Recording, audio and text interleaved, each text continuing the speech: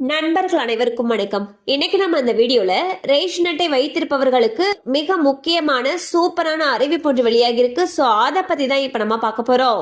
தமிழ்நாட்டில் 34,773 நியாய விலை கடைகள் இயங்கி வருகின்றன. இவை தமிழ்நாடு நுகர்பொருள் வாணிப கழகம் மற்றும் கூட்டுறவு சங்கங்கள் மூலம் நிர்வகிக்கப்படுகின்றன.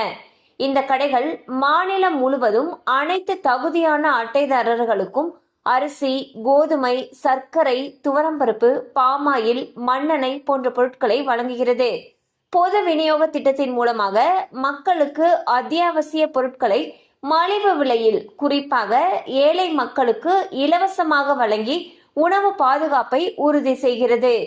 இந்நிலையில் ரேஷன் கடைகளுக்கு சென்று பொருட்களை மக்கள் வாங்கி வரும் நிலையில் வீடு தேடி உணவுப் பொருட்களை வழங்கும் திட்டத்தை தமிழக அரசு செயல்படுத்த பல கட்டங்களாக ஆய்வு செய்து வருகிறது. அந்த வகையில் தற்பொழுது முதல் கட்டமாக சென்னை உட்பட 10 மாவட்டங்களில் ஜூலை 1ஆம் தேதி முதல் சோதனை ரீதியாக துவங்கப்பட இருப்பதாக தகவல்கள் வெளியாகியுள்ளன.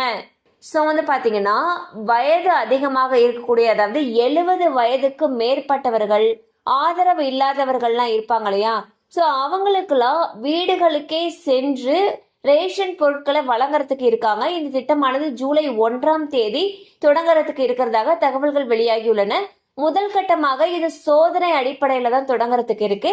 அந்த வகையில் பாத்தீங்கன்னா தமிழ்நாட்டில் இருக்கக்கூடிய 10 மாவட்டம், அதாவது சென்னை, ராணிப்பேட்டை, ஈரோடு, தருமபுரி, நாகை, திருநெல்வேலி, சிவகங்கை, திண்டுக்கல், நீலகிரி, கடலூர் ஆகிய மாவட்டங்கள்ல சோதனை கட்டமாக இந்த திட்டமானது துவங்கப்பட உள்ளது. கண்டிப்பா அந்த அப்டேட் உங்களுக்கு பயனுள்ளதா இருந்திருக்கும் நம்புறோம். மேலும் இது போல அப்டேட்ஸ் உங்களை உடனே ரீச் ஆகணும்னு நினைச்சீங்கன்னா நம்ம சேனலோடு தொடர்ந்து இணைந்திருங்கள். தேங்க்யூ ஃபார் வாட்சிங்.